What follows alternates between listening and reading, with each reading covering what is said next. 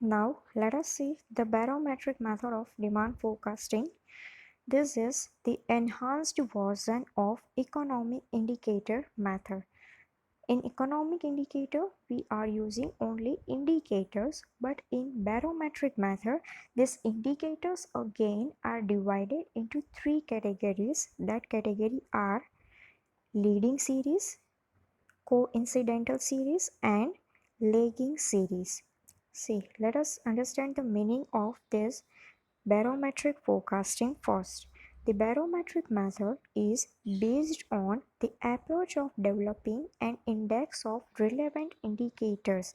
See, first of all, what we are doing, we are developing an index, means we are listing out the indicators who will affect the demand of our product, and forecasting the future trends by analyzing the movements in these indicators. After listing out the indicators, we will analyze that in which direction they are moving, means whether inflation will come or recession will come. On the basis of their movement, on the basis of analysis, we will come to a conclusion. Then it is written a time series of several indicators is developed to study the future trend. Yes, on the basis of this collected indicators, we will collect the information of past, that in past which direction the indicators were moving. So on the basis of the past experience, we will assume for the future that what trend will come in a market. Now let us discuss the three categories of indicator, that is leading series. What do you mean by leading? The word leading comes from the word leader. Who is a leader? Leader is a person who is moving ahead of any group, and the group will follow the leader. Means if leader on the direction of leader, the group will move. Likewise, leading indicators are those indicators which will moving ahead of any trend. Means if inflation will come, then on the basis of this indicator, you can predict that inflation will come. Likewise, you can take an example of storm. If storm will come, then from the weather we can have sense, we can have idea that storm will about to come. So that scenario is known as a leading indicator. Means some situation will happen before coming of any trend, and that situation is known as a leading indicator. See what is written here. The leading series is comprised of indicator which move up or down ahead of some other series. Means it will be ahead, it will happen first, and then trend will come. Now let us discuss about the second category of indicator, that is coincidental. What is coincidental? Coincidental simply means one thing happens simultaneously together, other thing also happens.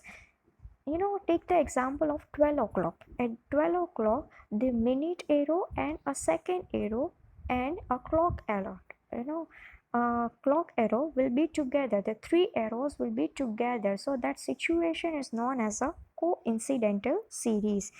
What is written here? The coincidental series include indicators which move up and down simultaneously with a general level of economic activity. Means these are those indicators which happen with the trend. Then what is lagging series? You must have heard that people are lagging behind. Lagging indicators are those indicators which are lagging behind any trend. After storm, you can see that trees were fall on the roadsides and many destructions happen. So this is the scenario after the storm. This is the situation after the storm. So this can be termed as a lagging indicator which happens after any trend.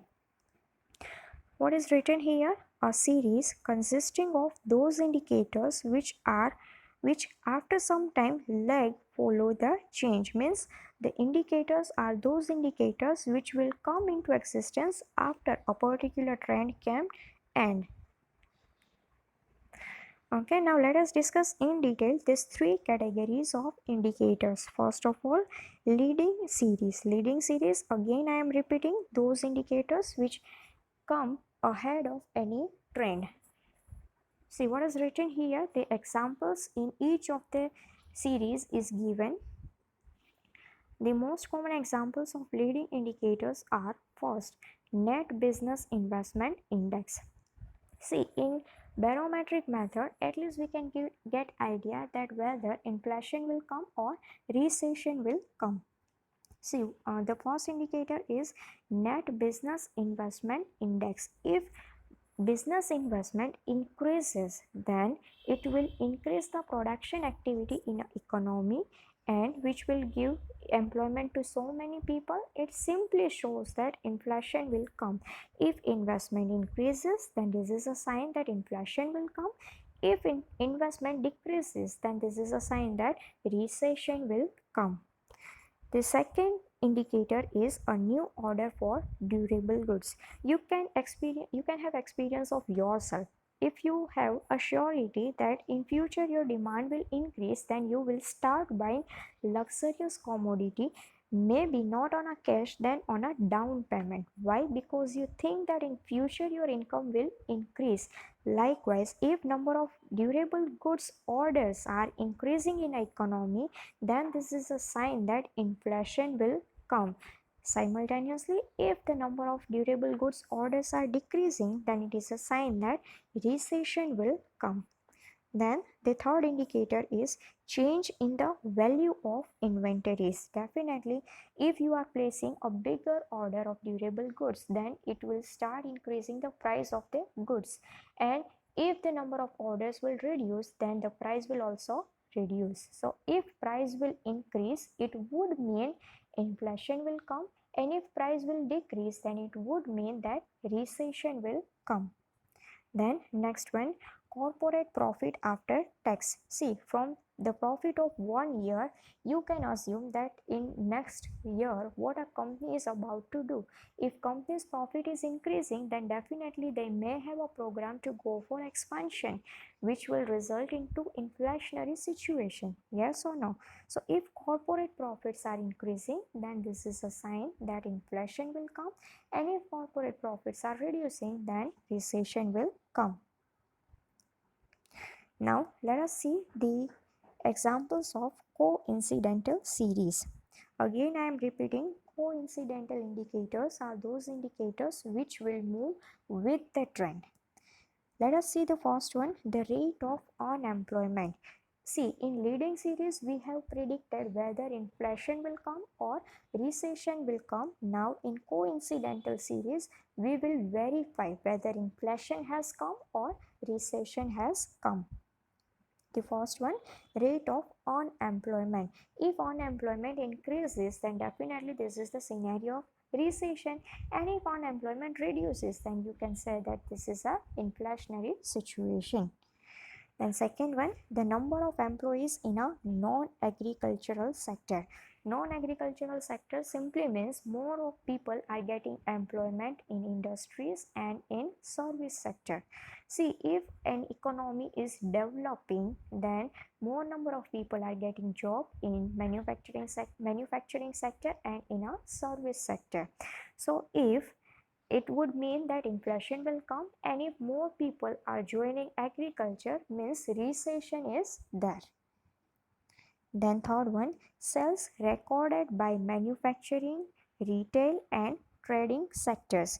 If inflation is there in a market, then definitely the sales of these three sectors will definitely increase, and if recession would be there, then the sales of these three sectors will be reducing. Then gross national product at a constant price simply means GNP.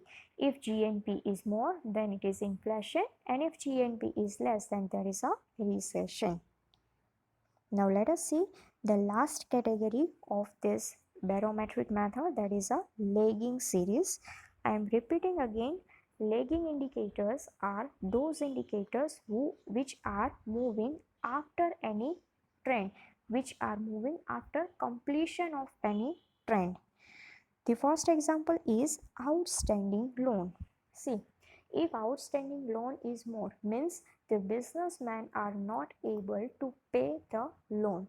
If outstanding loan is more, it means recession was there, and because of recession they were not able to sell, they were not able to earn enough profit, and that's why they were not able to pay out the loan back. So if outstanding loans are more, it means recession was there, and if outstanding loans are less, then it means inflation was there.